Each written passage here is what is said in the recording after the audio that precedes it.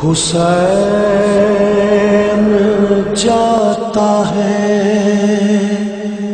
مرنے کو اے میری زینب، قریب آ گیا اب وقت آخری زینب، سلام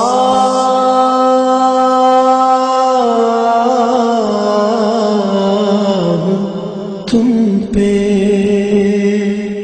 اے بابا کی لاڈلی زینب۔ اعوذ باللہ السمیع العلیم من الشیطان اللعین الرجیم، بسم اللہ الرحمن الرحیم، الحمد للہ رب العالمین باری الخلائق اجمعین، ثم الصلاۃ والسلام والتحیۃ والاکرام علی النبی الأمی حبیبنا و حبیب الہ العالمین سیدنا و مولانا ابی القاسم محمد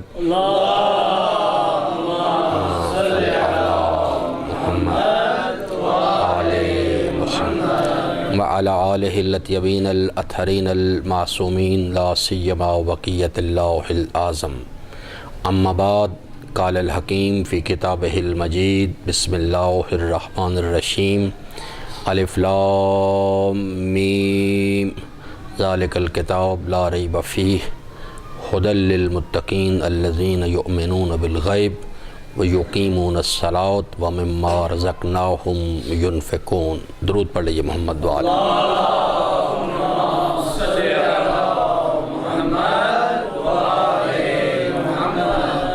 سامعین محترم، وہ ہمارا مہربان پروردگار ہے جو میں نے کل بھی آیا وافی ہدایہ آپ کی خدمت میں عرض کی کہ وہ بار بار اپنے بندے کو متوجہ کرتا ہے، یا ایھا الانسان، الانسان کی جگہ اپنا نام رکھیں، آپ کی روح پہ ایک سرور طاری ہو جائے گا۔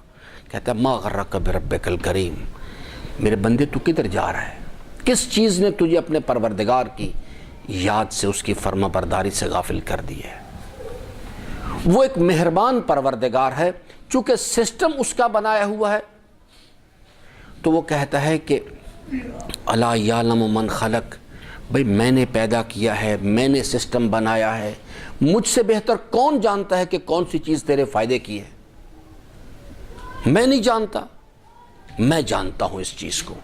تو یہ جو دین مبین اسلام، ان الدین عند اللہ الاسلام، یہ ایک سسٹم ہے، ایک طریقہ کار ہے، دستور حیات ہے جو اللہ تبارک و تعالیٰ نے ڈیزائن کر کے دیا ہے، اپنے پیغمبران کے ذریعے سے اس کی طرف رہنمائی کی ہے۔ ان الدین عند اللہ الاسلام، آدم بھی یہی بات کہتے تھے، نوح بھی، ابراہیم، موسیٰ، عیسیٰ، حضور سرور کائنات، تمام ہادیان ایک ہی بات سمجھاتے چلے آئے کہ دیکھو دنیا اصل چیز نہیں، آخرت اصل، یہ ہے عقیدہ، باقی سب توحید ہے، نبوت ہے، عدالت ہے، یہ دیگر، یہ سب خلاصہ جو ہے اس کا، اس پورے عقیدے کی بحث کا ایک جملہ ہے، انسان کو حقیقی مفاد شناخت کراؤ۔ اور وہ کیا ہے کہ دنیا اصل جگہ نہیں۔ پورا عقیدہ جو ہے اس کو ایک جملے میں اللہ کے حبیب نے بند کیا ہے، الدنیا مزرعۃ الآخرہ۔ اگر اس حدیث کو کھول دیں، پوری کے پوری عقیدے کی بحث اس کے اندر ہے۔ تو ہمیں یہ بات سمجھائی گئی ہے کہ بھئی اصل آخرت ہے، دنیا اصل جگہ، نہ ہمیشہ رہنے کی جگہ ہے، نہ دنیا کا مفاد اصل ہے اور نہ دنیا کا نقصان اصل ہے۔ آخرت ہمیشہ رہنے کی جگہ ہے اور آخرت کا مفاد ہی اصل مفاد ہے، اسی میں دوام ہے، اور آخرت کا نقصان ہی اصل نقصان ہے، اور ایک مرتبہ اگر انسان اس میں پھنس گیا تو پھر انسان کے لیے اپنے آپ کو بچانا بہت مشکل ہو جائے گا۔ یہ اس کانسیپٹ کے ساتھ اب اللہ نے اس دنیا کو میں آ کے کیسے زندگی بسر کرنی ہے، اس کے لیے جو سٹائل آف لائف جو ہے تعلیم کیا ہے، اس سٹائل آف لائف کو، اس دستور عمل کو اسلام کہتے ہیں۔ اور اسلام پر عمل کرنے کے لیے ہمیں سب سے پہلے بتایا کہ بھی دیکھو وما خلقت الجن والانس الا لیعبدون، ہم نے آپ کو، اگر آپ چاہتے ہیں کہ اینڈ آف دا ڈے جا کے کامیاب ہو جائیں آخرت کی منزل میں، ہم سب اسی سمت میں سفر کر رہے ہیں، لیکن بدقسمتی ہے فہم غافلون، ہم غفلت میں مبتلا ہیں۔ میں تھوڑا سا گفتگو کو روک کے غفلت کے بارے میں 2 جملے عرض کروں۔ دیکھیے غفلت کرنے والے لوگ جو ہیں، یہ حضرت ابلیس بہت حکیم ہیں۔ جب ہم کفر کی بات کرتے ہیں تو فوری طور پہ ہمیں ایک الہام کرتا ہے، کہتا ہے یہ کفر والے لوگ جو انڈیا میں رہتے ہیں، ادھر نہیں ہیں، یا ہمیں کہتا ہے کہ بھئی آپ لوگ تو اللہ تعالیٰ کے اولیاء ہیں، نیک لوگ ہیں، یہ سب چیزیں دوسرے لوگوں کے لیے۔ حالانکہ نہ میرے عزیزان، غفلت ایک بیماری ہے جس کا قرآن ذکر کرتا ہے۔ سورہ یاسین پہلا رکوع پڑھیں، آپ کو پوری تفصیل سے بات سمجھ آئے گی۔ غفلت ایک بیماری ہے جس کو، اور جو اولاد آدم پہ جسمانی طور پر نہیں، یہ روحانی بیماری ہے، اور ہر وہ انسان اس کے سمٹمز ہیں۔ جیسے ڈاکٹر صاحبان کہتے ہیں کہ بھئی اس کو چیک کرو بھئی سے، اگر یہ علامات ہیں تو یہ بیماری ہے۔ غفلت بھی ایک روحانی بیماری ہے۔ یہاں پر کوئی بھی سٹیکر لگا لے، شیعہ، سنی، وہابی، بریلوی، مسلمان، عیسائی، یہودی، قرآن کریم، میں نے گزشتہ گفتگو میں عرض کر چکا، قرآن کریم نہیں مانتا ان باتوں کو۔ قرآن کریم صرف 2 گروہوں کا ذکر کرتا ہے، ایک حزب اللہ ہے، ایک حزب الشیطان ہے۔ تو وہ چیز جو ہے، قرآن کہتا ہے ہر وہ انسان غفلت کی بیماری میں مبتلا ہے جو ہم اپنے عمل کا ارادہ کرنے سے پہلے نہیں سوچتا، یا عمل کرنے سے پہلے، ارادہ کرنے کے بعد عمل کرنے سے پہلے نہیں سوچتا اس بات پہ کہ یہ جو کچھ عمل میں کرنے لگا ہوں، زبان استعمال کرنے لگا ہوں، نگاہوں کو استعمال کرنے لگا ہوں، ہاتھ کو، یہ کل قبر کی منزل میں کیا نتیجہ لے کے آئے گا۔ عمل کرنے کے بعد بھی نہیں سوچتا۔ 3 مراحل ہیں۔ ارادہ کرنے سے پہلے سوچے، یہ سب سے بہتر لوگ ہوتے ہیں۔ اگر ارادہ کرنے سے پہلے نہیں سوچا تو کم از کم ارادے اور عمل کے درمیان عمل کرنے سے پہلے سوچ لے کہ بھئی یہ جو کچھ میں کام کرنے لگا ہوں، زبان استعمال کرنے لگا ہوں، ابھی میں نے نماز میں کھڑے ہو کے کہا کہ الحمدللہ رب العالمین، اس کا سادہ زبان میں ترجمہ عرض کروں آپ کی خدمت میں کہتا ہوں، ابھی میں نماز پڑھ کے آیا ہوں تو میں نے کہا میرے مالک، میں تیری بارگاہ میں اقرار کرتا ہوں کہ میرے پاس کوئی کمال ذاتی نہیں، سب کچھ تیرا دیا ہوا ہے۔ ابھی یہ بات کہی، پھر اس کے بعد جب اس کا دیا ہوا تو کم از کم اس سے پوچھوں تو صحیح کہ میرے مالک اس زبان کو کیسے استعمال کرنا ہے۔ اللہ نے کوئی چیز چھپائی نہیں، کہتا ہے لَقَدْ كَانَ لَكُمْ فِي رَسُولِ اللَّهِ أُسْوَةٌ حَسَنَةٌ، اگر تو واقعتاً مجھے راضی کرنا چاہتا ہے، قُلْ إِن كُنتُمْ تُحِبُّونَ اللَّهَ، اگر تو واقعتاً مجھ سے محبت کرتا ہے تو بس پھر مسئلہ حل ہے، پھر تو پریشانی کی بات کوئی نہیں، فَاتَّبِعُونِ، اگر تو مجھے راضی کرنا چاہتا ہے تو بس صرف ایک راستہ ہے، میرے حبیب کی سیرت کی پیروی کر۔ اس زبان کو استعمال کرنے کا سلیقہ ادھر سے سیکھ، ان نگاہوں کو استعمال کرنے کا سلیقہ وہاں سے سیکھ، ہاتھ کو استعمال کرنے کا سلیقہ وہاں سے سیکھ، اس سوچ کو استعمال کرنے کا طریقہ وہاں سے سیکھ اسے۔ ہر وہ شخص اہل غفلت میں سے ہے۔ برادر اس بچی کو یہاں سے ہٹا دے تاکہ ڈسٹربنس نہ پیدا کرے لوگوں کے لیے کہ محمد والے محمد صلی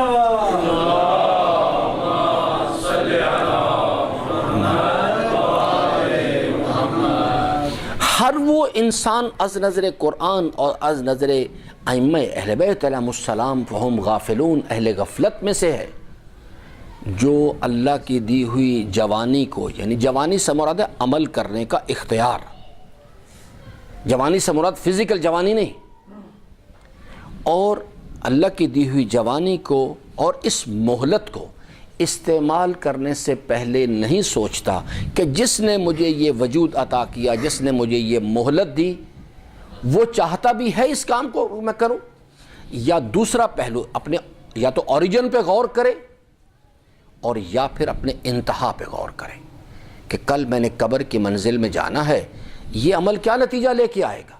جو انسان نہ ارادہ کرنے سے پہلے سوچتا ہے، نہ عمل کرنے سے پہلے سوچتا ہے، نہ عمل کرنے کے بعد سوچتا ہے، اور اپنے طرز عمل پر کوئی ندامت بھی محسوس نہیں کرتا، وہ چاہے یہاں کچھ بھی لکھ لے، فہم غافلون، وہی اہل غفلت میں سے ہے۔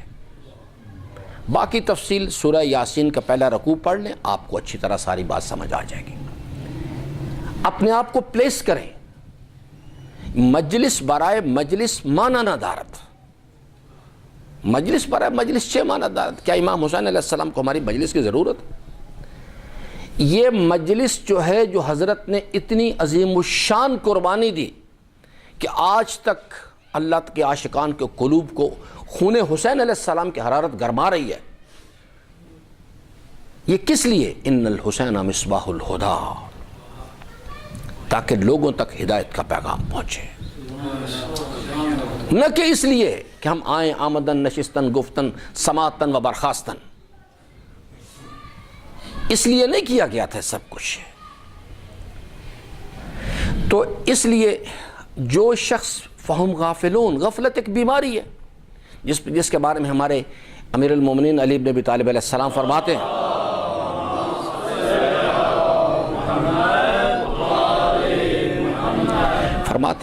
دن اور رات ایک سواری ہے، وقت ایک سواری کے مانند ہے، اور نسل آدم اس پر سوار ہے، اور یہ سواری جو ہے انسان کو آگے کی طرف، قبر کی طرف دھکیل رہی ہے۔ نسل آدم اس سواری پہ سوار ہے اور سو رہی ہے۔ کون سی نیند سو رہی ہے؟ غفلت کی نیند سو رہی ہے۔ موت آ کے اسے جگائے گی۔ خوشا بحال ان لوگوں کے، خوش قسمت ہیں وہ لوگ، حضرت فرماتے ہیں، جو اس دنیا میں قبل اس کے کہ جگانے والے آ کے جگائیں، وہ خود بیدار ہو جاتے ہیں۔ خود قبل اس کے کہ محاسبہ کرنے والے سر پہ آ کے کھڑے ہو جائیں، خود اپنا محاسبہ کرنا ہے۔ جو غفلت کی نیند سے بیدار لوگ ہوا کرتے ہیں، ساتویں امام فرماتے ہیں ہر مومن ہر 24 گھنٹے میں ایک مرتبہ ضرور اپنا محاسبہ کرتا ہے، اور جو باکمال لوگ ہیں وہ ہر عمل کرنے سے پہلے سوچتے ہیں، ہر عمل کو انجام، نگاہوں کے اٹھنے سے پہلے، زبان کی حرکت سے پہلے، یہ حرکت دینے لگا ہوں، یہ کس سمت کی طرف جا رہی ہے۔ تو یہ اللہ نے ایک نظام دیا ہے، وہ ایک مہربان پروردگار ہے میرے عزیزان، اس کو نہ ہماری نمازوں کی ضرورت ہے، نہ روزوں کی ضرورت ہے۔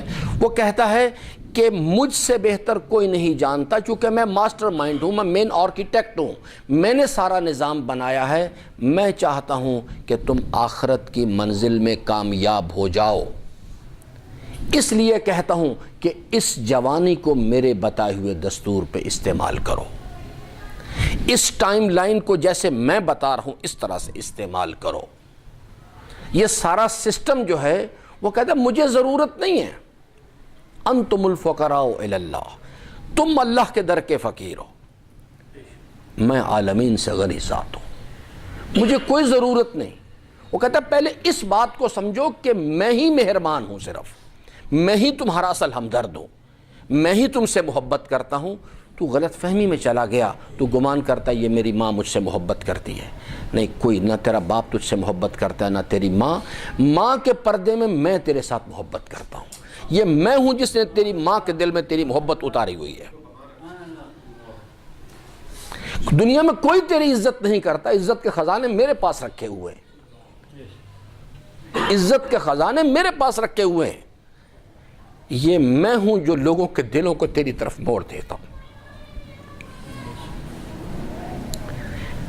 آپ اگر کبھی آپ تلاش کرنا چاہیں، آپ دیکھیے خمینی بزرگوار کو دیکھیں۔ حضرت امام خمینی کے ایک شاگرد نے اتنی شدید گریز کرتے تھے شہرت سے، اتنا گریز کرتے تھے شہرت سے، انہیں وہ کہتے تھے میں نہیں چاہتا۔ جتنا عرصہ رہے نجف میں، ہر روز امیر المومنین کی زیارت کے لیے جاتے تھے، ہر روز شام کے ٹائم نماز عشاء کے بعد زیارت کے لیے جاتے تھے۔ ایک مرتبہ ان کے ایک شاگرد بیان کرتے ہیں کہ یعنی کوئی مخصوص ایام تھے، رش بہت زیادہ تھا، تو ہم آقا خمینی کے ساتھ تھے، تو لوگ پریشر ڈال رہے تھے جو اطراف سے عرب دیہاتی جو آئے ہوئے تھے، تو ہم نے چاہا کہ ہم لوگوں کو ہٹائیں. کہنے لگے کہ نہیں، میری وجہ سے کسی شخص کو نہیں، آگے سے ہٹاؤ. جیسے میں حضرت کی زیارت کے لیے آیا ہوں، یہ بھی اتنا ہی حق رکھتا ہے. اس کو، شہرت کو، نفس کی خواہشات کو ایسے لگام دے کے رکھتے تھے. ان کے شاگرد نے، ایک افغانی شاگرد تھا، جب 1974 میں یعنی وہاں سے طالب علموں کو صدام نے نکالا، غیر جو طالب علم تھے، تو ان کو بھی نکالا گیا. وہ کہتا ہے کہ میں آقا خمینی کے پاس آیا اور آ کے میں نے کہا کہ آقا میں جا رہا ہوں تو میں خواہش مند ہوں کہ ایک تصویر اگر مجھے مل جائے. تو آقا بڑی مشکل سے انہیں بڑی یعنی تقاضا کیا، تو کہا ٹھیک ہے ایک تصویر اسے دے دی جائے. تصویر بنائی گئی، اس کو دے دی گئی. اس نے جانے سے پہلے اس تصویر کی وہاں پہ کاپیاں کروائیں قریباً کوئی بڑی تعداد میں.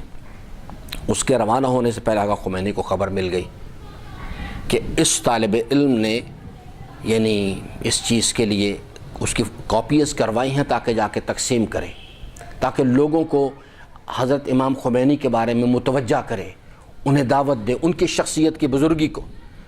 اسے بلوایا، اس سے پوچھا کہ بیٹا میں نے سنا ہے کہ تم نے اس تصویر کی کاپیز کروائی ہیں. اس نے کہا جی. فرمانے لگے جانے سے پہلے وہ تمام تصاویر یہاں لا کے رکھ دو.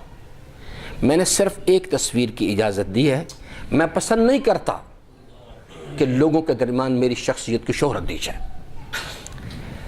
جب انسان اپنے عزت کے خزانے اس کے پاس ہیں، اس ذات کے پاس ہیں، جب وہ اس نے اپنے آپ کو، تو پھر میرے عزیزان کیا ہوا؟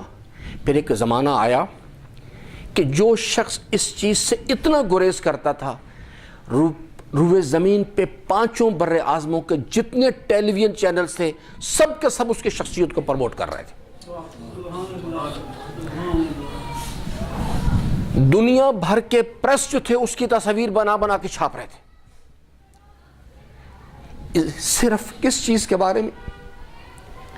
یہ راز جو ہے، فرماتا ہے موسیٰ علیہ السلام کو مخاطب کر کے کہا، موسیٰ میں نے عزت کو چھپا رکھا ہے، شب بیداری میں لوگ بادشاہوں کے درباروں میں تلاش کرتے ہیں، چونکہ غلط جگہ تلاش کرتے ہیں اس لیے نہیں ملتی انہیں. خمینی نے اس راز کو سمجھا، فَتَحَجَّتْ بِهِ نَافِلَةً لَكَ عَسَىٰ أَن يَبْعَثَكَ رَبُّكَ مَقَامًا مَحْمُودًا. اللہ تبارک و تعالیٰ نے اسے مقام محمود پہ کھڑا کر دیا. یہ میں چشمدید میری باتیں ہیں. میں نے لوگوں کو دیکھا. میں ایک مرتبہ حضرت امام خمینی کی ملاقات کے لیے گیا، آ کے بیٹھ گئے. یہ میری چشمدید باتیں ہیں کہ سفید ریش علماء،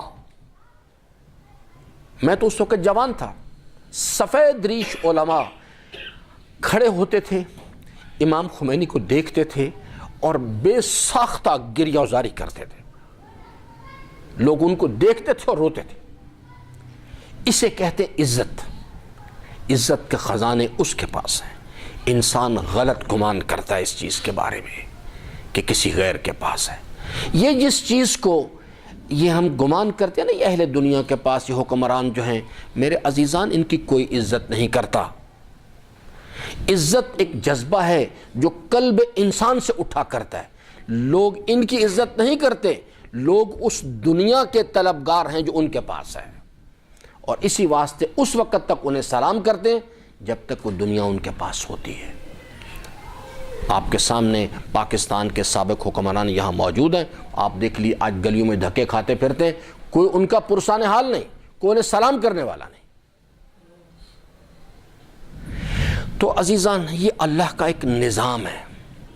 ہم اس وقت عالم امتحان میں ہیں. جو لوگ عالم امتحان میں ہیں یہ ان کو میسج کنوے کیا گیا پیغمبران کے ذریعے سے کہ یہ ایک سٹائل آف لائف ڈیزائن کیا اور کہا کہ ان سے کہو کہ اس کو اختیار کریں تاکہ میں ایک مہربان پروردگار ہوں، میں چاہتا ہوں آخرت کی منزل میں کامیاب ہو جائیں.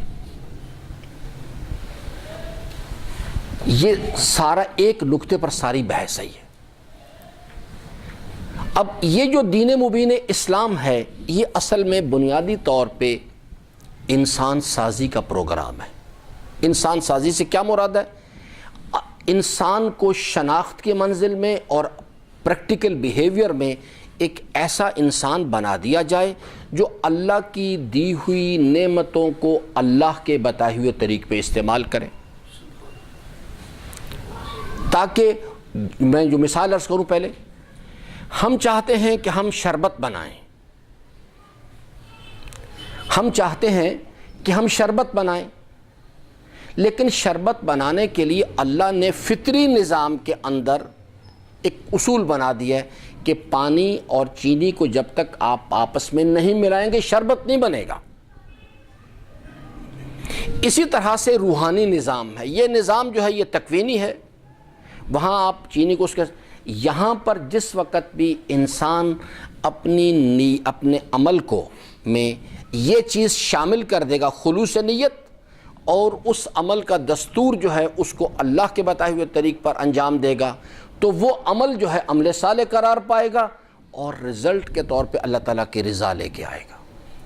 اگر ہم شربت بنانا چاہتے ہیں تو جیسے ان کو ملانے کی ضرورت ہے، قرآن کہتا ہے قد افلح من زکاہا، قرآن نہیں کہتا کہ نمازیں پڑھنے والے کامیاب ہو جائیں گے، قرآن کریم نہیں کہتا زیادہ حج کرنے والے کامیاب ہوں گے، زیادہ ماتم کرنے والے۔ قرآن کریم نے ایک جملہ والشمس وضحاہا والقمر اذا تلاہا والنہار اذا جلا، یہ 7-8 قسمیں کھانے کے بعد اللہ تعالیٰ ایک چیز بیان کرتا ہے، کہتا ہے وَنَفْسٍ وَمَا سَوَّهَا فَأَلْهَمَهَا فُجُورَهَا وَتَقْوَاهَا قَدْ أَفْلَحَ مَنْ زَكَّاهَا۔ فلاح وہ پائے گا آخرت کے منزل میں جب جائیں گے جو اپنے نفس کو نفس کی خواہشات کے غلبے سے پاک کرنے میں کامیاب ہو جائے گا، یعنی اپنی نیت کو اللہ کے لیے خالص کر لے گا۔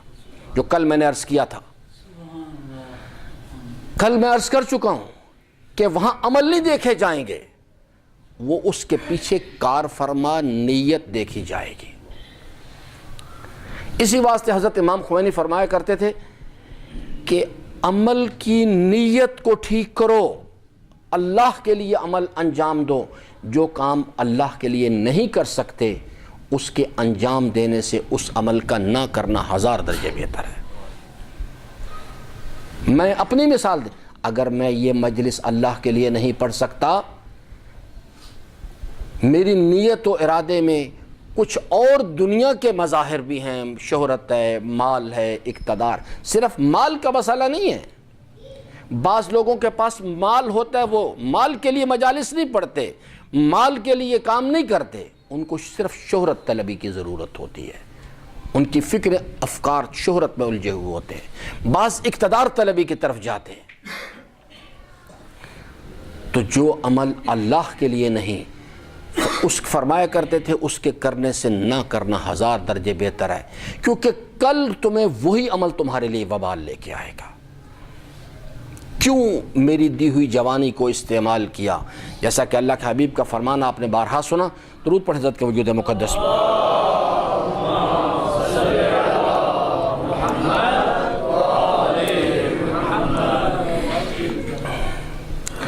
حضرت کا فرمان گرامی آپ نے بارہا سماعت فرمایا اس چیز کے حوالے سے کہ حب دنیا راس و کل خطیہ،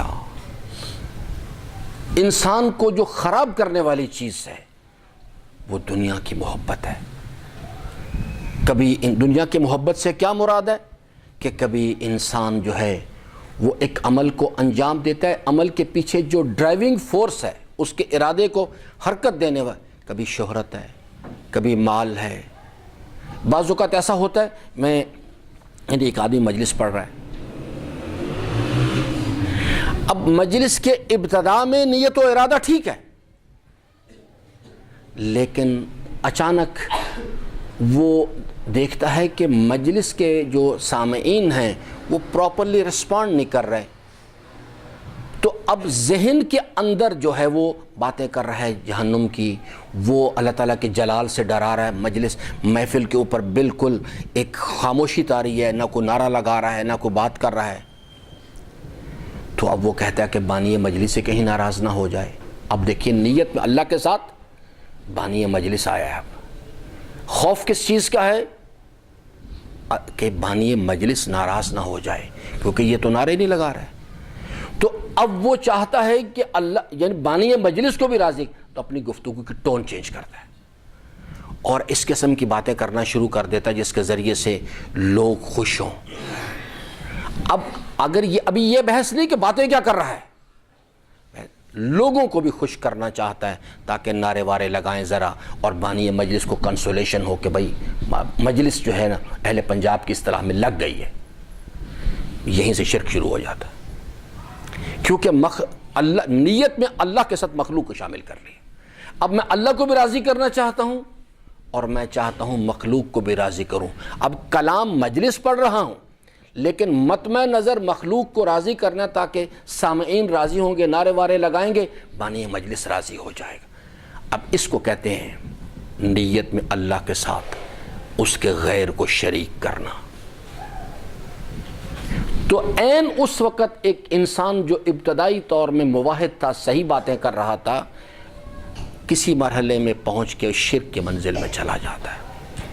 اسی طرح سے نماز کے مسائل ہیں، اسی طرح سے ماتم کے مسائل ہیں، اسی طرح سے مجلس کے دیگر زندگی میں اسے پھیلا دیں۔ انسان بعض اوقات نماز کی ابتدا میں صحیح باتیں کر رہا ہوتا ہے، نیت بھی ٹھیک ہوتی ہے، لیکن عین وسط نماز میں پہنچ کے اس کی فکر اس کے غیر اللہ کے غیر کی طرف چلی جاتی ہے، کیونکہ سارا کھیل جو ہے قد افلح من زکاہا۔ اب اللہ تبارک و تعالیٰ نے اس چیز کے لیے ایک انسان کو کیسے یعنی اس کی ٹیچنگ اینڈ ٹریننگ کی جائے، یہ جو سارا انبیاء کا سلسلہ، الہامی کتابوں کا سلسلہ ہے، اس کا اگر کوئی ایک جملے میں پوچھے بھی کیا مقصد ہے اس کا، انسان سازی۔ قرآن کس لیے آیا؟ قرآن انسانوں کی ہدایت کے لیے نازل کیا گیا، اور کس مقصد کے لیے ہدایت دیتا ہے؟ برائے انسان سازی۔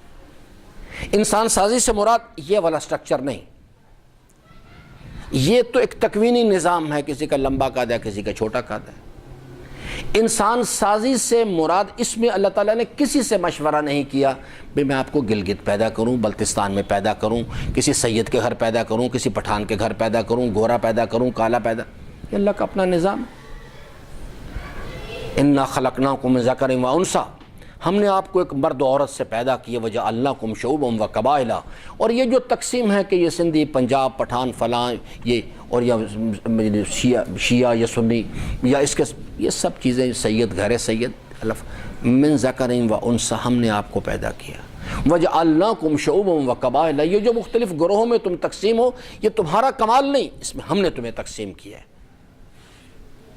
لتعارفوا، اس کا مقصد صرف نظام چلانا ہے بس، جس میں تعارف کا ایک عنوان ہے، ان اکرمکم عند اللہ اتقاکم۔ اللہ کی بارگاہ میں عزت اور بزرگی کا پیمانہ صرف ایک چیز ہے، اللہ کی فرما برداری۔ تم میں سے زیادہ صاحب تقوی کون ہے؟ اس پرپس کے لیے یہ سارا سسٹم جو ہے، میں پھر دوبارہ دہراؤں، قرآن کریم نازل کیا گیا ہے انسانوں کی ہدایت کے لیے۔ 3 سٹیپس میں قرآن باتیں کرتا ہے اپنی۔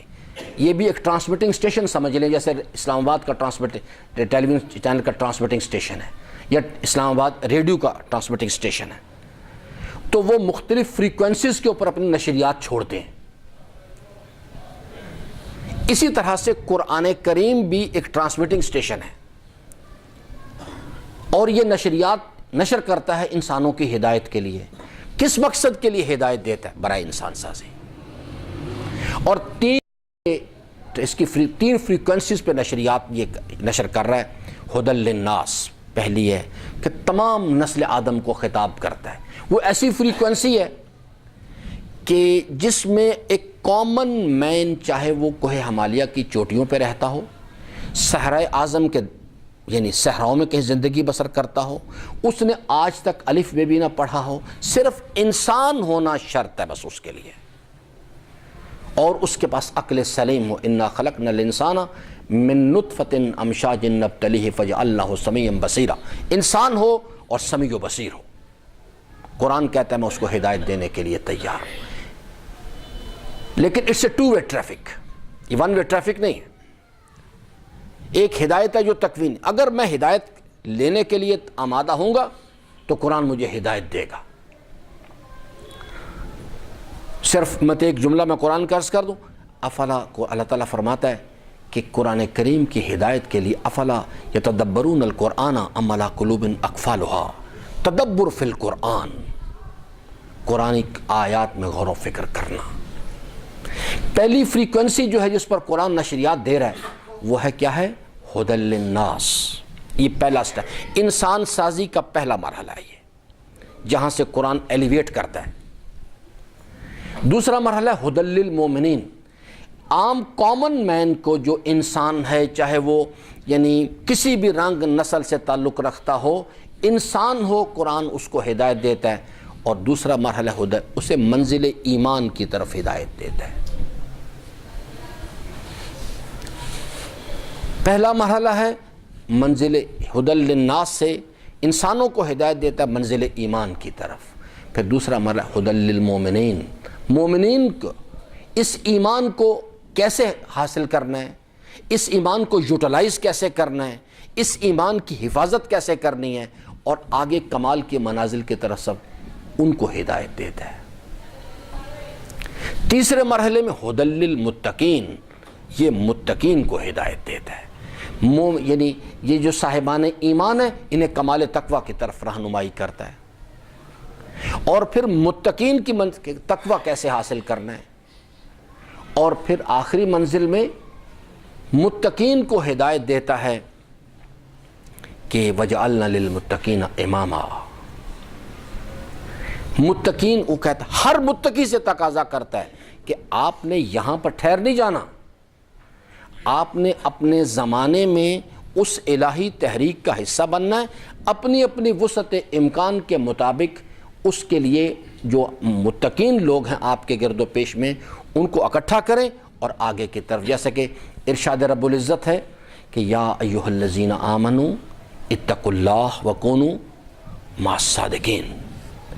جب متقی بن جائیں گے تو یہ پھر انہیں آگے صادقین کی معیت اختیار کرنی ہے۔ وَجَعَلْنَا لِلْمُتَّقِينَ إِمَامًا، اس نے اپنے زمانے میں متقین کی پیشوائی کرنی ہے۔ بعض لوگ ہیں پھر اس کے لیول ہوتے ہیں، اس سے یہ نہ سمجھیں کہ وَجَعَلْنَا لِلْمُتَّقِينَ إِمَامًا سے مراد ہے کہ امیر المومنین کے مد مقابل کوئی آ رہا ہے۔ یہ دیکھیے آپ افواج پاکستان سے سمجھیں، ایک آدمی ہوتا ہے، ایک سمپل سولجر ہے، سولجر وہ اس وقت بنتا ہے جب کہ اس کے اندر وہ صلاحیت ہوتی ہے، وہ تمام سلیکشن کے مراحل سے گزرتا ہے، ٹریننگ پروسیس سے گزرتا ہے، فوج کا ایک یونٹ، ایک سپاہی بن جاتا ہے۔ لیکن اس کے اوپر ایک حوالدار ہوتا ہے جو ایک محدود دائرے کے اندر چھوٹا سا کمانڈر ہوتا ہے، پھر اس حوالدار کے اوپر ایک صوبیدار ہوتا ہے جو سلائٹلی اس سے بڑا کمانڈر ہے، پھر اس کے اوپر ایک میجر ہوتا ہے جو ان سے بڑا کمانڈر ہے، وہ اعلیٰ حاضل قیاس، اسی طرح سے حتیٰ کہ یہ چیز جو ہے اسی طرح سے یہ جو الہی پروگرام ہے، حزب اللہی گروہ ہے، اس کے اندر بھی اسی طرح سے حوالدار بھی ہوتے ہیں۔ ان کو کہتے ہیں وَجَعَلْنَا لِلْمُتَّقِينَ إِمَامًا۔ اس نے اپنے اپنے ڈومین کے اندر امامت کرنی ہوتی ہے، اپنے اپنے ڈومین میں لوگوں کو لے کے چلنا ہوتا ہے، کیونکہ شرع مقدس اسلام گلوبل لیول پہ، علاقائی سطح پہ، محلے کی سطح پہ، شہر کی سطح پہ، ملک کی سطح پہ، بین الاقوامی سطح پہ ایک جماعت تیار کرنا چاہتا ہے جو معاشرے میں نکلے اور نکل کے معاشرے میں سے ظلم کا خاتمہ کرے اور عدالت کو روئے زمین پہ قائم کرے۔ ورنہ یعنی کونوا مع الصادقین جو ہے اس سے مراد صرف یہ نہیں ہے کہ ہم آئیں یہاں بیٹھیں، یہ صادقین کے تذکرے کے جمع ہوئے نا یہ، لیکن کیا اس پرپس کے لیے جمع کیا گیا تھا کہ آئیں بیٹھیں گریہ وزاری کریں والسلام علیکم ورحمۃ اللہ پہ چلے جائیں؟ نہ میرے عزیزان، یہ تو صرف ایک ابتدائی تمہید ہے۔ یہاں پہ آئیں، ان کو شناخت کروایا جائے، اس پروسیس میں سے گزارا جائے، تو یہ ایک ایولیوشن پروسیس ہے۔ تو یہ جو اللہ تبارک و تعالیٰ کا جو نظام ہے، اس نظام کو اصل میں اصالتاً سمجھنے کی ضرورت ہے۔ میں پھر دوبارہ سے عرض کروں، یہ انسان سازی کا، اصل میں اسلام جو ہے انسان سازی کا پروگرام ہے۔ کیوں اللہ چاہتا ہے کہ ہماری وہ انسان سازی کرے؟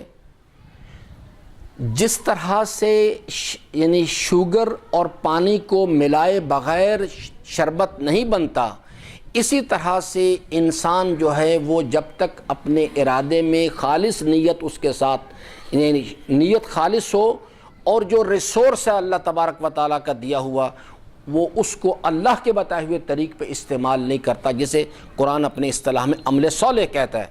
عمل نہیں چاہیے وہاں پہ، وہ قرآن اصل میں آگے کے بارے میں سوچ رہا ہے، وہ چاہتا ہے کہ ہم آگے جائیں تو کامیاب ہو جائیں، ادروائز اس کو نہ ہماری نمازوں کی ضرورت ہے، نہ مجلس کی، نہ ماتم کی۔ اللہ تعالیٰ فرماتا ہے میں تیرا مہربان پروردگار ہوں، میں چاہتا ہوں کہ میں تجھے اپنی رضا کی جنتوں کا وارث بناؤں، میں چاہتا ہوں تجھے اپنی خلافت کے منصب پہ کھڑا کروں۔ تو وہ کہتا ہے کہ لیکن اس کے لیے کچھ سرٹن فارمولاز ہیں، کچھ طریقہ کار ہے، اور وہ اگر آپ ایک جملے میں پوچھیں تو انسان کی اگر تمام تعلیمات کو کوئی شخص کہے کہ بھئی خلاصہ کرو بھئی اس کو، یہ انبیاء علیہ یہ تمام جتنی بھی باتیں ان کا مقصد کیا ہے، تو ایک جملے کہ انسان کی زندگی کا پوری ایکسرسائز کا جو کچھ قرآن بیان کرتا ہے اللہ تعالیٰ کی رضا حاصل کرنا۔ میں نمازیں بھی پڑھوں، روزے بھی رکھوں، لیکن اللہ کو جب اینڈ آف دا ڈے دنیا سے جا رہا ہوں تو اللہ راضی نہ ہو، سب چیزیں بیکار ہیں۔ ایک ون پوائنٹ ایجنڈا ہے، اللہ کو راضی کرنا ہے، اللہ تعالیٰ راضی ہو جائے، اور اللہ تعالیٰ کی رضا کا خزانہ صرف ایک جگہ ملتا ہے اور کہیں نہیں ملتا۔ ون پوائنٹ ایجنڈا ہے، پورا قرآن کا ماحصل ہے، یہ پوری تمام الہامی کتابوں کا، انبیاء کی تعلیمات کا، کہ انسانی زندگی کا مقصد کیا ہے؟ اللہ کو راضی کرے۔ اللہ تعالیٰ کی رضا کا خزانہ صرف ایک جگہ ملتا ہے، اور وہ ہے اللہ کی فرما برداری، اور کہیں نہیں ملتا۔ باقی سب ذاکرین کی بنائی ہوئی باتیں، اگر کہیں اور ملتا ہوتا تو ہمارے ائمہ ضرور بتاتے اس بات کو، قرآن ضرور اس طرف رہنمائی۔ یہ اللہ کی رضا کا خزانہ صرف ایک جگہ ملتا ہے، اللہ تعالیٰ کی فرما برداری میں۔ اور تیسرا مرحلہ، میں چاہتا ہوں کہ میں اللہ کی فرما برداری کروں، تو میرے اور اللہ کی فرما برداری کے درمیان صرف ایک رکاوٹ ہے، میرے نفس کی خواہشات، بس۔ کوئی دنیا کی طاقت اور کوئی، اگر میں اس چیز کو حل کر لوں، اپنے اندرون کا جو شیطان ہے اس کو لگام دینے میں کامیاب ہو جاؤں، اس کو کنٹرول کر لوں، تو دنیا کی کوئی طاقت مجھے اللہ کے راستے سے نہیں ہٹا سکتی۔ آپ یہ دیکھ لیجئے، آپ کے سامنے حر کی مثال ہے، قرآن کریم کی مثال جو ہے مومن آل یاسین کی مثال، ساری بستی کے لوگ مل گئے اور انہوں نے کہا کہ ہم تمہیں مار دیں گے۔ جو انسان اندرون کی کربلا میں شکست، یزید کو شکست دے دیتا ہے، اندرون کا یزید کیا ہے؟ نفس امارہ، انسان کا نفس انسان کو برائی کی طرف کہیں۔ میں نے جو عرض کیا کہ ہم تقویٰ پہ بحث کریں گے، متقی وہ پہلا درجہ ہے کہ جہاں پہنچ کے انسان اپنے نفس کو لگام دینے میں کامیاب ہو جاتا ہے، جب منزل تقویٰ۔ اس واسطے قرآن کہتا ہے والعاقبۃ للمتقین، جب انسان تزکیہ کرنے میں کامیاب ہو جاتا ہے، تزکیہ نتیجہ ہے کمال تقویٰ کا، ورنہ انسان تزکیہ نہیں کر سکتا اپنا۔ تو ہم اگر ایک مقصد ہے ہماری زندگی، یہ سیکولر نظام نے ہمیں اشتباہ میں ڈال دیا ہے۔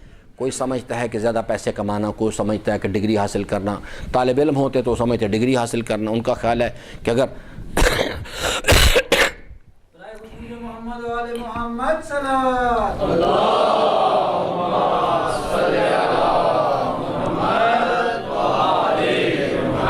یہ سیکولر نظام ہے جو انسان کی فکر کو میں ڈائیورسیفیکیشن پیدا کرتا ہے، ڈسٹریکشن کریٹ کرتا ہے۔ وہ کوئی کسی کو کہتا ہے کہ جناب اگر تم نے میٹرک میں نمبر لے لیے تو بس تم کامیاب، کسی کو کہتا ہے اگر بزنس کامیاب ہو گیا تو کامیاب۔ قرآن کہتا ہے یہ سب چیزیں بہت اچھی ہیں، لیکن ان میں سے کوئی بھی ہدف نہیں ہے، مقصد نہیں ہے۔ مقصد صرف ایک ہے کہ جب ہم دنیا سے جا رہے ہوں تو ہمارے نامہ اعمال میں سب کچھ ہو مگر اللہ کی رضا ضرور ہو، کیونکہ یہ جو سارا نامہ اعمال ہے یہ ایک رجسٹر ہے باقاعدہ، اس کے اندر سب کچھ لکھا ہوا ہوگا، نمازیں، روزے، فلاں فلاں۔ اگر آپ یہ اگر صاحب بینک میں رہیں، ان سے پوچھیے گا، بیلنس شیٹ ایک چیز ہوتی ہے بینک میں، وہ 6 مہینے یا سال کے بعد بنتی ہے۔ بیلنس شیٹ جو ہے جو مالک ہوتا ہے نا اس کو اس میں لکھا ہوتا ہے کہ جناب اتنا ریمیٹنسز ہوئی، اتنے لونز ہوئے، اتنے ڈپازٹ آئے. مالک کو ان باتوں سے دلچسپی نہیں ہوتی. اینڈ رزلٹ ایک ہوتا ہے نیٹ پروفٹ یا نیٹ لاس، اس کو اس سے دلچسپی ہوتی ہے. ملائکہ جو حساب و کتاب کے لیے آئیں گے وہ بھی ساری بات وہ کہیں گے باقی چھوڑو باتیں، ایک بات بتاؤ نیٹ رزلٹ کیا ہے. جب تم دنیا سے اٹھے اللہ راضی تھا یا نہیں تھا؟ اگر اللہ راضی تھا جو کچھ اسی واسطے فرماتے ہیں جس وجود مقدس کی عزاداری کے لیے ہم آئے ہیں، میں ان کا پیغام آپ کو سناتا ہوں. فرماتے ہیں پروردگارا جو شخص اس دنیا میں آیا اس نے تجھے راضی کر لیا اور دنیا و ما فیہا سب کچھ اپنے ہاتھ سے کھو دیا، اس نے کچھ بھی نہ کھویا، سب کچھ پا لیا. اور جو شخص دنیا میں آیا اس نے دنیا و ما فیہا بادشاہتیں حاصل کر لی، مال کما لیا، سب کچھ کر لیا، لیکن جب دنیا سے جا رہا تھا تو راضی نہیں تھا. فرماتے اس نے کچھ بھی نہ پایا، سب کچھ کھو دیا اپنے ہاتھ سے. اس لیے کہ انسان کو اس مقصد کے لیے پیدا نہیں کیا گیا. آگے جو کچھ بھی ہے اس کا انحصار اللہ تعالیٰ کی رضا پہ ہے. جنت اصل میں اللہ کی رضا کا مقام ہے. جنت اللہ کی رضا کا، باقی سب چیزیں وسیلہ ہے. ہم اللہ کی رضا حاصل کرنا مقصد حیات ہے. جب ہم اللہ کو راضی کرنا چاہتے ہیں تو میرے عزیزان پورا قرآن اٹھا لیں، پوری احادیث کی کتابیں اٹھا لیں، صرف ایک مقام پر یہ خزانہ ملتا ہے، وہ ہے اللہ کی فرما برداری. اس کے علاوہ کہیں نہیں ملتا. نماز اللہ کا حکم ہے، اللہ کی فرما برداری جب ہے کہ میں اپنی نماز پڑھوں مگر اپنی نیت کو اللہ کے لیے خالص رکھوں اور نماز اللہ کے بتائے ہوئے طریق پہ پڑھوں، پھر وہ نماز میرے لیے اللہ کی رضا لے کے آئے گی. اپنی مرضی کی نماز وبال لے کے آیا کرتی ہے. تو اس لیے اسی واسطے میں تھوڑا سا جملہ بھی عرض کر دوں. اللہ کے ولی ہمارے مولا صاحب زمان علیہ السلام کا فرمان گرامی ہے،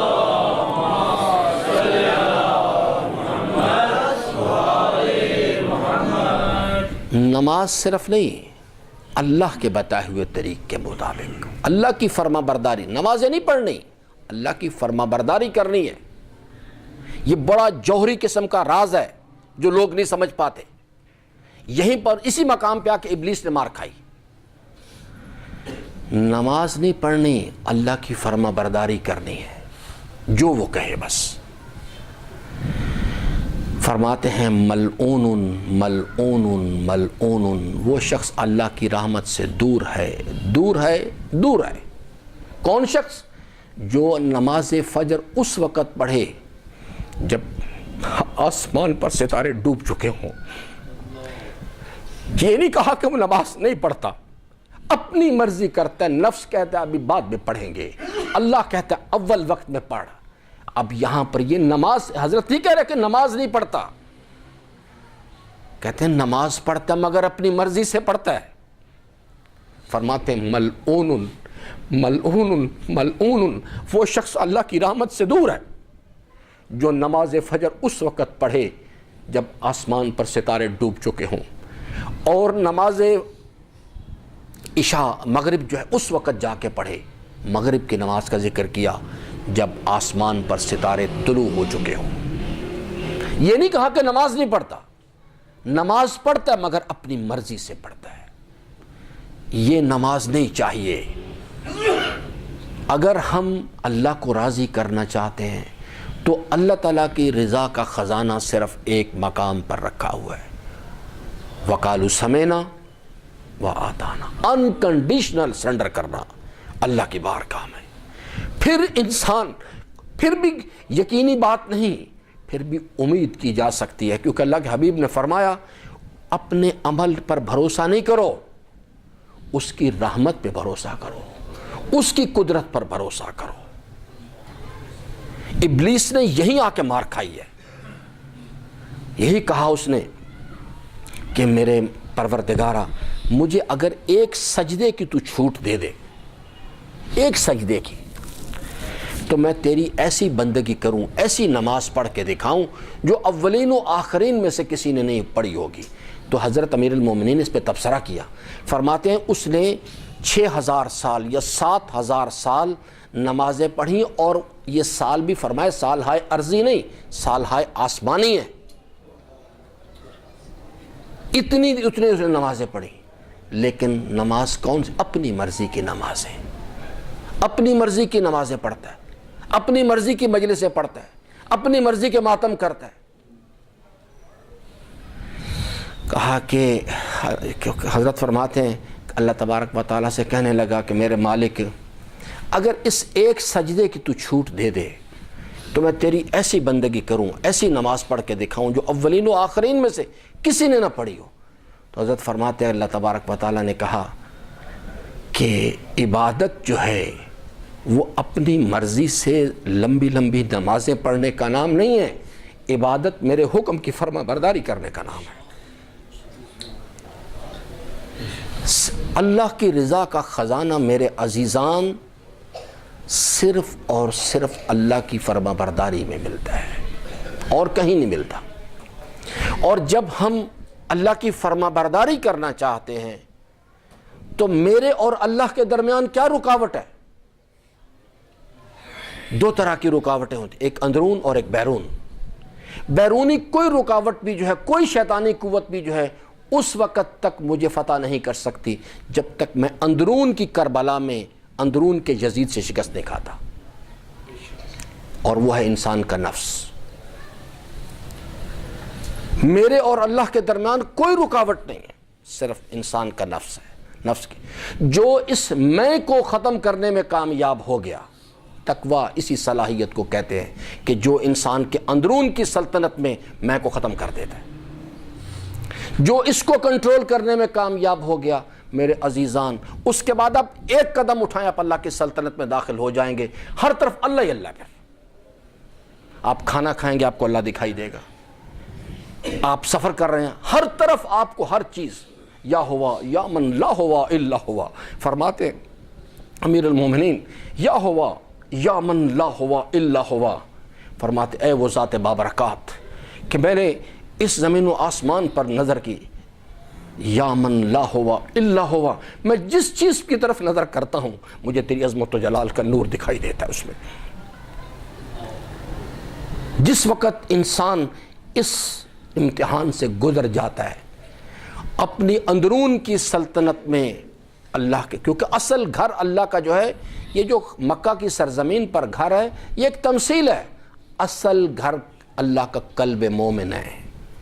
بدقسمتی کہ انسان اس اللہ کے گھر میں لا کے نجس اور پلید کتے بٹھا دیتا ہے، دنیا کی محبت کے کتے. تو جس وقت اللہ کا گھر پلید ہو جاتا ہے اس میں کہیں مال کی محبت کا بت بیٹھا ہوا ہے، کہیں اولاد ہے، کہیں بیوی ہے، کہیں عورت ہے، کہیں کوئی چیز کہیں. تو جب تک گھر کے اندر اللہ کے گھر میں اس کے غیر کی حکومت ہے، ہم نے غیر کو لا کے بٹھا دیا، تو میرے عزیزان اس قلب میں اللہ کی محبت کیسے آئے گی؟ وہ چیز ممکن نہیں ہے. بس ایک آخری تمثیل عرض کر کے اجازت چاہوں گا. ایک کوئی اللہ کا طلبگار تھا، اللہ کا طلبگار تھا، وہ جستجو کر رہا تھا اس چیز کے لیے. ایک تمثیل بیان کی گئی ہے کہ ایک عاشق اپنے محبوب کی ملاقات کے لیے گیا. یہ نماز جو ہے نا، یہ عاشق و معشوق کی، محب اور محبوب کی ملاقات ہے. یہ تکبیر تحریمہ نہیں، یہ دق الباب ہوتا ہے. اپنے محبوب کی ملاقات کے لیے گیا، جا کے دروازہ کھٹکھٹایا تو اندر سے محبوب نے پوچھا کہ کون؟ اس نے کہا کہ میں. تو اندر سے جواب آیا کہ لوٹ جا، تیرے ساتھ ملاقات ممکن نہیں ہے. بڑا پریشان ہوا کہ بھی میں تو بہت چاہتا ہوں، میرے اندر تو بڑا شوق ہے، ولولہ ہے، جوش ہے، اور یہ مجھ سے ملنا بھی نہیں چاہتا. کچھ دنوں کے بعد پھر گیا، پھر جا کے دروازہ کھٹکھٹایا، دق الباب کیا. پھر اندر سے اس نے سوال کیا گھر کے مکین نے، کون؟ اس نے کہا کہ میں. اس نے کہا کہ لوٹ جا، تیرے ساتھ ملاقات ممکن نہیں. یہ بڑا پریشان ہوا، اس نے کہا کہ بھئی کیا مسئلہ ہے، میں اس کا عاشق ہوں، یہ مجھ سے ملنا بھی نہیں چاہتا۔ سوچتا رہا، پھر سمجھ آ گئی بات کی، رمز عشق اور محبت جو ہے نا اس کا راز ہے کچھ۔ پھر گیا، جا کے دق الباب کیا، دروازہ کھٹکھٹایا، اندر سے پھر محبوب نے پوچھا کون؟ اس نے جواب میں کہا کہ جان من تو ہی تو ہے، جان من تو ہی تو ہے۔ جب ہم کہتے ہیں اللہ یعنی تکبیر تحریمہ دق الباب کرتے ہیں تو وہ پوچھتا ہے کون؟ تو ہم کہتے ہیں الحمدللہ رب العالمین، جان من تو ہی تو ہے، جان من تو ہی تو ہے، میرے پاس کچھ نہیں، سب کچھ تیرا دیا ہوا، تو ہی تو ہے بس۔ کہا کہ اب آ جا، اس واسطے کہ ایک گھر میں دو مکین نہیں رہا کرتے۔ جس قلب میں دنیا کی محبت کے بت بیٹھے ہوئے ہیں ان کو ہر نماز میں کہتا ہے جا تیرے ساتھ ملاقات ممکن نہیں، جا تیرے ساتھ ملاقات ممکن نہیں ہے، اس کو پہلے میرے گھر کو پاک کر۔ اس واسطے کہ ایک گھر میں دو مکین نہیں رہا کرتے کبھی بھی۔ بس عزیزان، کربلا کن لوگوں کی داستان ہے؟ انہی عاشقان کی داستان ہے، اللہ کے عاشقان کی داستان ہے۔ اسی واسطے میں بار بار عرض کرتا ہوں کہ عزیزان کربلا کو عاشق سمجھا کرتے ہیں، غیر عاشق نہیں سمجھ سکتے۔ کربلا عشق الہی کی داستان ہے۔ امام حسین علیہ السلام قافلہ سالارے عاشقان راہ خدا، جو اس کے ساتھ مس ہو گیا اس نے اس کو بھی اللہ کا عاشق بنا دیا۔ اور یہ صرف کوئی 61 ہجری تک محدود نہیں،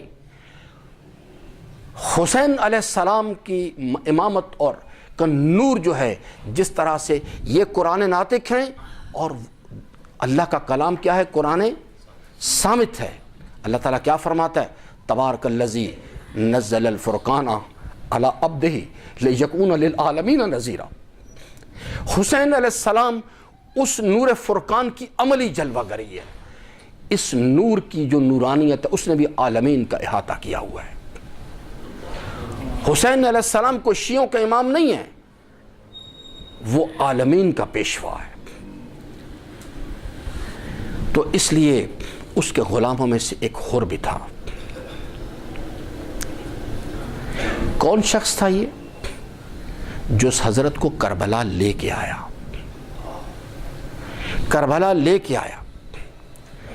لیکن یہ در ایسا کریم در ہے کہ یہاں پر جو شخص بھی اپنے طرز عمل پر نادم ہو جائے زندگی کے کسی مرحلے پر، یہ اس کو قبول کرنے سے انکار نہیں کرتے۔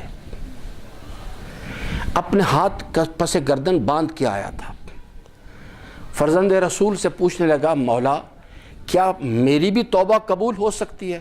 حضرت نے ایک سند دے دی کہ جاہور جا، تجھے تیری ماں نے آزاد پیدا کیا، تو دنیا اور آخرت دونوں جگہ آزاد ہے۔ میں غور کرتا رہا وہ کون سی چیز ہے جس نے حر کو یہ مقام عطا کر دیا۔ میں ایک نتیجے پر پہنچا، جس وقت حضرت تشریف لا رہے تھے کوفہ کی طرف اور حضرت نے اپنی سواری جو ہے وہ راستے میں آ کے کھڑا ہو گیا، تو حضرت نے کہا کہ میں آگے جانا چاہتا ہوں۔ اس نے حضرت کی سواری پر لگام پہ ہاتھ ڈال دیا تو حضرت کو ناگوار گزرا، فرمانے لگے کہ حر تیری ماں تیرے ماتم میں بیٹھے، تو نے یہ جسارت کی کہ تو نے میرے گھوڑے کی لگام پہ ہاتھ ڈالا ہے، تیری ماں تیرے ماتم میں بیٹھے۔ جو ہی حر نے یہ کلام سنا تو کہنے لگا فرزند رسول اگر یہ جملہ کبھی کسی اور شخص نے مجھے کہا ہوتا تو میں ضرور اس کا جواب دیتا، مگر کیا کروں، آپ کی مادر گرامی کا نام تو درود و سلام کے ساتھ آتا ہے۔ یہ خاتون جنت کی عزت و احترام ہے کہ جس نے حر کو یہ رتبہ و مقام عطا کر دیا، جس کے نتیجے میں عزیزان گرامی کربلا عشق الہی کی ایک داستان ہے۔ فقط میں 2 جملے مزید آپ کی خدمت میں مصیبت کی عرض کر کے اجازت چاہوں گا۔ کربلا میں عزیزان آج کی کربلا کی سب سے بڑی مصیبت بھی یہی ہے۔ جب کسی نے ہمارے چوتھے امام سے پوچھا تھا کہ فرزند رسول سب سے بڑی مصیبت کہاں پہ آئی، تو امام علیہ السلام نے کربلا کے میدان کا ذکر نہیں کیا، فرمایا الشام الشام الشام، دربار شام کی منزل تھی کہ جس نے فرماتے ہیں کہ میری مائیں، میری بہنیں، میری پھوپھیاں ننگے سر دربار کھڑی تھیں اور ملعون بار بار کہتا تھا کہ این زینب بنت علی، این زینب بنت علی، فرماتے ہیں میرا سر شرم سے جھکا ہوا تھا، اور وہ ملعون جو ہے وہ اسی وقت تازہ اپنے ریش کو تراش کے آیا تھا، شراب پیتا جاتا تھا، اور جو بچ جاتی تھی وہ اس تخت طلا میں پھینک دیتا تھا۔